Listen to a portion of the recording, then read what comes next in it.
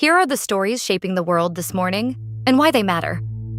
The most urgent development is in the Middle East, where the United States and Iran have traded direct military strikes, raising new fears for civilians, service members, and the fragile diplomacy around one of the world's most important shipping routes. U.S. Central Command said American forces struck approximately 90 Iranian military targets, including missile and drone storage sites. Tehran then said it attacked American military bases in the region. Iran was described as targeting sites connected to the U.S. presence in Bahrain, Kuwait, and Qatar. The exchanges came as negotiators were trying to preserve an interim deal intended to end the war and reopen the Strait of Hormuz. That waterway is a key route for global energy shipments, and any sustained disruption can affect fuel prices, shipping costs, and household budgets far beyond the region. President Trump said he was not looking for a prolonged conflict. That statement matters because the immediate question is whether both sides see these strikes as a limited exchange or as the start of a wider military escalation. For families across the Gulf, the concern is immediate: safety, access to supplies, and whether schools, workplaces, and travel routes can remain open. For U.S. military families, it means waiting for word from bases that may be in range of further attacks. And for people in Iran, already living under economic strain, further conflict could deepen hardship while narrowing the space for diplomacy. The constructive path remains clear, even if difficult: restraint, verified de-escalation, and reopening channels that can keep the Strait of Hormuz operating safely. The coming days will show whether that diplomatic track can survive the latest round of strikes. NATO leaders ended their summit with a message of unity, pledging stronger support for Ukraine and a larger European share of the alliance's defense burden. President Trump welcomed the show of unity, while pressing NATO members to move faster toward higher defense spending. He called for allies to accelerate plans to raise defense spending to 5% of gross domestic product. NATO leaders said the alliance is united and ready to defend every inch of its territory. The summit declaration said leaders were unanimous in support of Ukraine. They announced military assistance worth about $80 billion in 2026, and at least that amount again in 2027. The message from the alliance was that Ukraine will not be left to carry the burden alone, and that Europe and Canada are now providing most financial support for Ukraine's military needs. President Trump also met one-on-one with Ukrainian President Volodymyr Zelensky. Afterward, Trump said the United States would give Ukraine a license to manufacture Patriot air defense systems or missiles. Zelensky has repeatedly asked for more interceptor missiles and greater access to U.S. air defense technology to help protect Ukrainian cities from Russian missile attacks. For ordinary Ukrainians, air defense is not an abstract military issue. It can mean whether a child sleeps through the night, whether a power station stays online, and whether families can remain in their homes through another winter. For European workers and taxpayers, the pledges also raise questions about defense manufacturing, public budgets, and how to balance military support with domestic needs. The summit's significance is that NATO tried to send two messages at once: to Russia, that the alliance remains united, and to Ukraine, that support will continue in practical, measurable ways. Whether those pledges arrive quickly enough is now the test. In Venezuela, the death toll from twin earthquakes has climbed above 3,800, with about 17,000 people left homeless. The scale of the disaster is putting enormous pressure on communities already coping with years of economic and political crisis. Families who survived the quakes are now facing the basics: shelter, clean water, medical care, food, and the search for missing loved ones.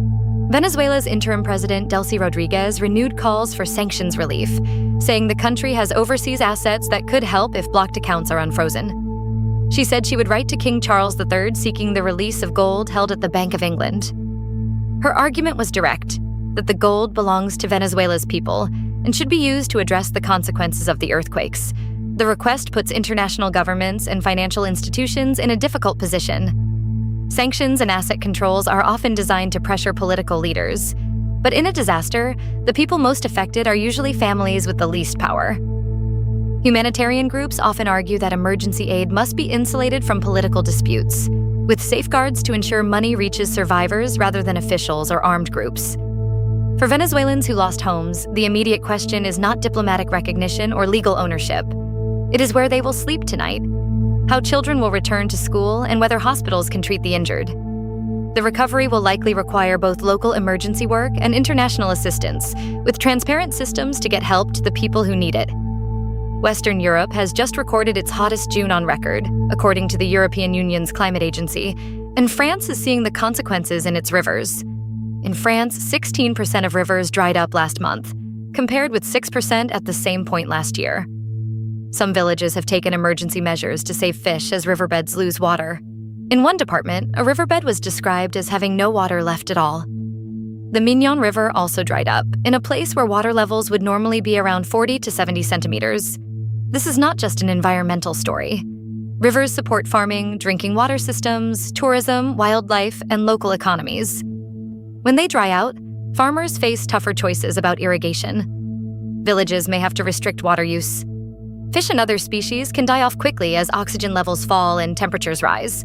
Families who depend on wells or small water systems can face new uncertainty. The heat also affects workers. Outdoor laborers, delivery drivers, farm workers, construction crews, and care workers often face the highest risks during prolonged heat waves. Older people and people with chronic health conditions are especially vulnerable when homes are not built for sustained high temperatures. The broader climate signal is hard to ignore. Hotter summers are becoming more frequent and more damaging, but there are practical responses that can reduce harm, including restoring wetlands, improving water storage, planting shade in towns and cities, upgrading housing, and cutting the emissions that make heat extremes more likely. The emergency measures in French villages show communities adapting in real time, even as the long-term challenge grows.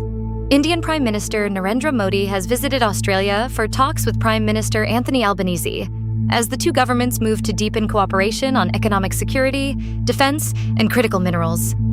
Modi was on a 3-day trip to Australia and met Albanese in Melbourne on Thursday. The two leaders discussed regional security, supply chains, and the economic ties between India and Australia. Both governments also shared concerns about the impact of the situation in Iran on the region. A major outcome was an agreement enabling Australian uranium exports to India for peaceful purposes. The deal was described as paving the way for uranium supplies from Australia to India. For India, which has a growing population and rising energy demand, access to uranium can support civilian nuclear power. For Australia, it creates another market for a major resource while strengthening ties with a key partner in the Indo-Pacific. The cooperation on critical minerals is also important. These materials are used in batteries, electric vehicles, defense systems, and clean energy technology. Countries around the world are trying to make supply chains more secure and less dependent on any single source. For workers, that can mean new mining, processing, and manufacturing opportunities, but it also raises questions about labor standards, Indigenous land rights, environmental protections, and how benefits are shared. The defense relationship reflects a wider regional shift. India and Australia are both looking for ways to maintain stability in the Indo-Pacific without forcing countries into rigid blocks. The constructive part of this diplomacy is that it includes practical cooperation, trade, energy, and technology, not just military language. The challenge will be ensuring that deeper strategic ties also deliver for ordinary people in both countries. In a Rohingya refugee camp in Cox's Bazar, Bangladesh Reuters reports that a landslide killed 8 children when mud crashed into a school during class. The landslide struck on Wednesday in an area where refugees live in makeshift shelters on steep, deforested hillsides. Earlier in the week, separate landslides killed 8 other people in the same area. Weather officials have forecast more rain in the coming days. The details are devastating because the children were in class, in a place that should have been safe. For refugee families, education is often one of the few sources of routine and hope after displacement. Losing children in a school disaster is a reminder of how vulnerable temporary settlements can become when they turn into long-term homes without adequate infrastructure. Residents said rain leaks through roofs and that they fear parts of the hillside could collapse. Many families have little choice about where they live. Steep, deforested land becomes dangerous during monsoon rains because there are fewer trees and root systems to hold soil in place. Makeshift shelters, narrow paths, and limited drainage can turn heavy rain into a life-threatening event. The immediate needs are rescue work, medical care, safe shelter, and support for grieving families. The longer-term need is safer housing, better drainage, reforestation, and planning that treats refugees as human beings with rights, not as temporary problems to be managed indefinitely. There are proven ways to reduce landslide risk, but they require money, coordination, and political will. For the children who died, that help came too late. For families still living on the hillsides, the next round of rain is already a warning. In the United States, the Justice Department has threatened top election officials in more than a dozen states with arrest if any non-citizen vote is cast. A letter obtained by VoteBeat demanded that officials explain within 5 days how they will comply with federal law. The letter said non-citizen voting is illegal and warned officials of potential consequences if even a single non-citizen vote is cast in their states. Federal law already bars non-citizens from voting in federal elections. The key context is that non-citizen voting and election fraud are exceedingly rare. Even databases kept by conservative legal groups have found only a handful of reported cases. That makes the tone of the Justice Department letter especially significant. Election officials already face pressure, threats, and harassment in many parts of the country. A threat of arrest from the federal government could make the job harder, especially for local workers who are trying to run polling places, maintain voter rolls, train volunteers, and ensure eligible voters can cast ballots. The risk is that aggressive enforcement language could intimidate officials or lead to overcorrections that make it harder for eligible citizens to vote, especially naturalized citizens, people with common names, and communities that have historically faced discrimination at the polls. Election security matters. So does voting access. A healthy democracy needs both. The constructive approach is transparent record-keeping, accurate voter rolls, due process before anyone is removed, and clear public communication that does not exaggerate rare problems into broad suspicion. For voters, the practical message is to check registration status early and know the rules in their state. In Houston, family members and local officials are calling for a full investigation after ICE agents shot and killed Lorenzo Salgado Araujo during an attempted arrest. Federal officials said Salgado Araujo tried to flee and weaponized his vehicle toward an ICE officer. ICE said the officer opened fire in self-defense. Salgado Araujo was shot in the abdomen and later died at a hospital. ICE said he was a Mexican national living in the United States without legal status. His relatives and immigration advocates are questioning the official account. They say ICE has not provided evidence to support its claims. Their call is not only about one case. It is about transparency when federal agents use deadly force, especially in immigration enforcement operations that often happen quickly and with limited public information. For the family, the issue is immediate and personal. A loved one is dead, and they want to know exactly why. For immigrant communities, the case may deepen fear of federal enforcement, especially among families with mixed immigration status, U.S. citizen children, or relatives who avoid public services because they worry about contact with authorities. There is a broader public interest here as well. When law enforcement agencies use lethal force, independent review helps establish facts, protect officers who acted lawfully, and hold agencies accountable if policies were violated. Local officials and advocates are asking for a full investigation because public trust depends on more than a statement from the agency involved. The next steps to watch are whether records, witness accounts, and any available documentation are released, and whether an outside body reviews the shooting. Accountability is not a substitute for grief, but it is part of how a community determines what happened and how to prevent future deaths. The Trump administration has fired more than 100 immigration judges as it moves to reshape the U.S. immigration court system. Immigration courts are overseen by the Department of Justice, unlike most federal courts. That means immigration judges ultimately answer to the administration whose policies they may be asked to rule on. Sitting judges have described a pressure campaign to meet administration policy goals rather than follow the law itself. The stakes are high because immigration judges decide whether people are deported, whether they qualify for asylum, whether families remain together, and whether someone gets protection from danger in another country. These are life-changing decisions, and they depend on the appearance and reality of fairness. Judges say every administration tries to shape the immigration court system. But firing more than 100 judges raises questions about independence, backlogs, and consistency. The immigration court system already handles enormous caseloads. Removing judges could slow some cases while also changing how remaining judges understand their own job security. For immigrants and families, delays can mean years of uncertainty. Children may grow up while a parent's case is pending. Employers may not know whether a worker can stay. People seeking asylum may struggle to build stable lives while waiting for a ruling.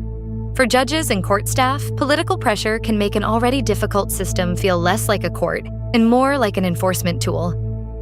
The constructive reform many legal experts call for is an immigration court system with more independence, better staffing, and clearer protections for due process. The core principle is simple. The law should guide outcomes, not political targets. Rising living costs are pushing some older Americans back into the workforce after retirement. The pressure is especially hard on people living on fixed incomes. Housing, groceries, healthcare, transportation, and insurance have all become harder for many households to manage. For retirees without large savings, even modest price increases can force painful choices. One 71-year-old woman named Christine, who works at a veteran support group outside Atlanta, said she never expected to be working at this stage of life.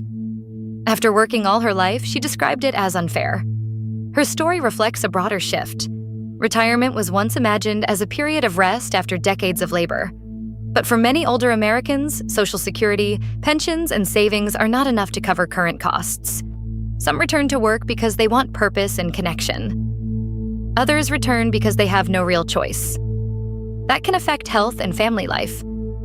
Older workers may be managing chronic conditions, caregiving responsibilities, or physical limits. Some are supporting adult children or grandchildren. Others are trying to avoid losing housing or falling into medical debt. There is also a policy question. If people who worked for decades cannot afford basic stability in retirement, the issue is not only personal budgeting. It points to wages, retirement savings, housing costs, healthcare costs, and the strength of the social safety net. Work can be meaningful at any age, but being forced to unretire because the cost of living has outpaced income is a warning sign. For people like Christine, dignity in later life means more than staying busy. It means having enough security to choose whether to work. Japan is preparing for a powerful typhoon heading toward its southernmost prefecture, while other parts of the country are dealing with a heat wave. That combination creates a difficult emergency picture. In one region, residents may be preparing for strong winds, heavy rain, flooding, and possible transport disruptions. In others, people are coping with dangerous heat, especially older residents, outdoor workers, and people without reliable cooling. Typhoons are familiar in Japan, and the country has strong disaster preparedness systems. But every storm still carries risks. Families may need to secure homes, check supplies, and follow evacuation guidance. Local governments may need to prepare shelters, support hospitals and care homes, and keep communication lines open. The heat wave adds another layer. If power is disrupted by storms, cooling systems can fail. If transport is delayed, workers and travelers may be stranded in high temperatures. Emergency responders may have to operate in difficult conditions. For ordinary people, practical preparation matters. Water, medicine, charging devices, checking on neighbors, and paying attention to local instructions. For governments, the challenge is protecting people across different hazards at the same time. Japan's situation also fits a wider pattern of more intense weather extremes, placing pressure on infrastructure built for older climate assumptions. The hopeful part is that preparedness saves lives. Early warnings, strong public systems, and community networks can make a major difference when weather turns dangerous. Russia has begun a ban on diesel exports as part of a package of measures aimed at supporting its domestic fuel market. Diesel is essential to trucking, farming, construction, mining, and public transportation. When diesel markets tighten, the effects can move through an economy quickly. Farmers need it for machinery.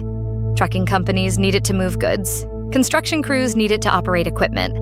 Higher or unstable fuel costs can eventually affect food prices, building costs, and consumer goods. Russia's ban is aimed at supporting its domestic market, meaning the government is trying to keep more fuel inside the country. That can help local supply in the short term, especially if there are shortages or price pressures. But export bans can also affect buyers abroad and add uncertainty to global energy markets. For Russian households and businesses, the measure may be presented as protection against rising fuel prices. For neighboring countries or trading partners that depend on Russian diesel, it may require finding alternative supplies. For workers across supply chains, fuel instability can translate into tighter margins, higher costs, or delayed shipments. The move also shows how energy remains deeply tied to geopolitics.